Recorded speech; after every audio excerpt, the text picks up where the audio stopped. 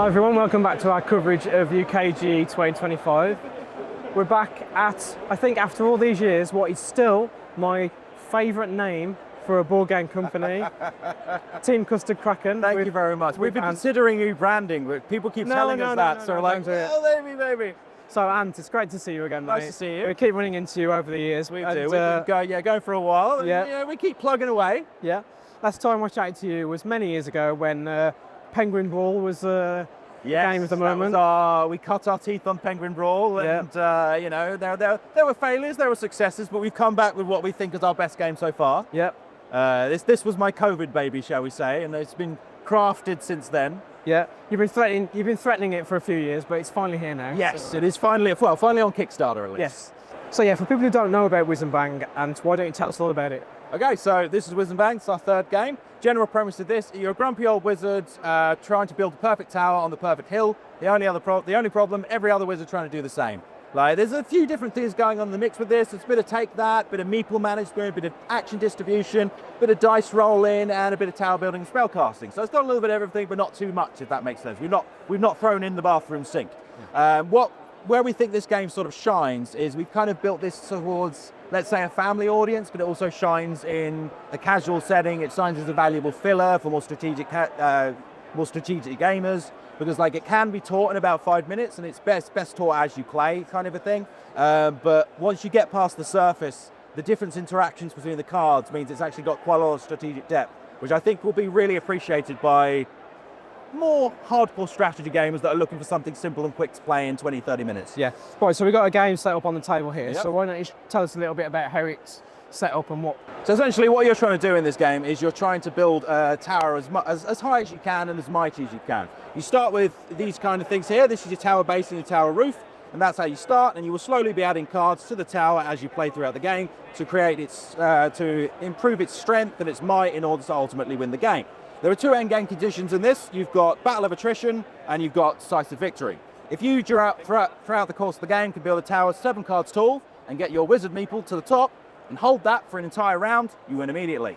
That happens about 20% of the time. It's a lot harder than it seems. The other endgame position is the Battle of Attrition. That happens when you run out of cards in the tower deck, and the person who did that gets one more turn, and everybody else gets one more turn, and then at the end of the game, you count up how many cards. So imagine in this situation here.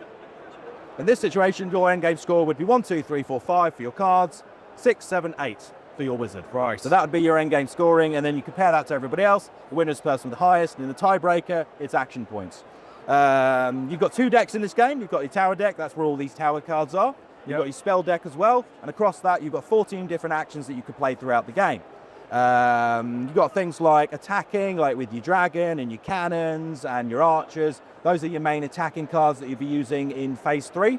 The game plays across 3 phases. You've got your research phase, where say you're drawing cards and you're using actions, building up your action points. Yeah. Then you've got your action phase, where you're going to be like building cards in your tower, moving your wizard up and down your tower, and drawing more cards should you wish. And then you've got your phase 3, which is your tower phase. Your tower phase is where all your attacking happens.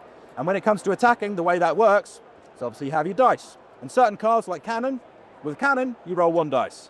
With dragon, you roll 2 dice. And the way you would distribute amongst, let's say I'm rolling on dragon, and I was playing as green, and I'm attacking blue. So I roll my 2 dice. On a 1, I hit the base. On a 5, I hit this card up here. Ah, okay. So you'll be counting up the length of the tower. In a 7-card card, the top one is always immune. And in the bottom one, you're losing action points. So you would essentially be counting up there. If I hit with a dragon, which does 2 damage, this card would then take 2 damage. Once it goes below 0, it's killed, taken out of your tower, and everything knocks down. Got it. It's essentially the meat and potatoes of this game. Yeah.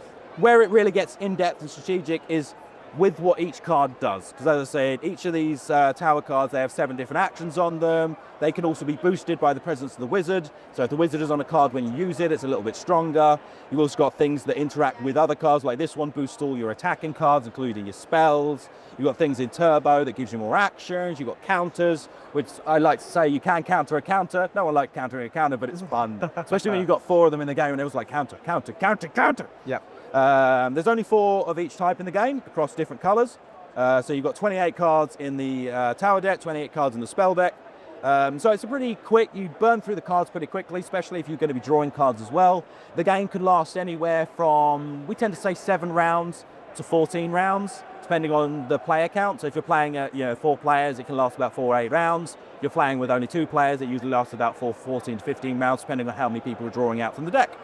And I mean, other than that, I showboat this as a family-friendly game, perfect for a casual audience, and a valuable filler. At least that's how I like to see it. Okay. But I would say that I designed it. Yeah, that's fair enough. So it's on Kickstarter. It's on Kickstarter at the moment. It is. When's the campaign running until, and how much are people So, looking at to get a copy of the game? Campaign is running till the 12th of June. Cool.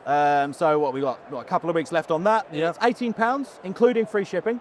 So, and obviously no tariffs and everything like that, because obviously that's buying in the UK. If you're outside the UK, there are going to be delivered duty unpaid kind of a thing. Yeah. The social economic climate and all that. But yeah, for UK-based customers and backers, £18 all in.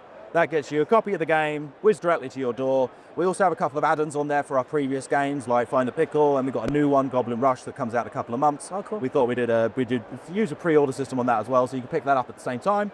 Yeah, I mean, overall, we're very proud of this game. We're very proud of the little trailer, which you can check out on our website and on YouTube. Yeah. I spent a long time working on that, and yeah, we just kind of want to get it out to the world. I think people will really enjoy this game if they, especially if you like things like Looney Tunes and a bit of take that, because we very much based the wizards around Looney Tune vibes. Yeah. They're all completely effectively immortal, but that doesn't stop them causing carnage for each other at all points of the day. Right. Awesome. If people want to find out more, where should they go online, mate? If you want to find out more, you can find out more on our Facebook page. There's a few things up there, but for the most part, go to teamcustardkraken.com and you'll be able to find our webpage on there. We've also got it on Board Game Geek, got a couple of photos on there.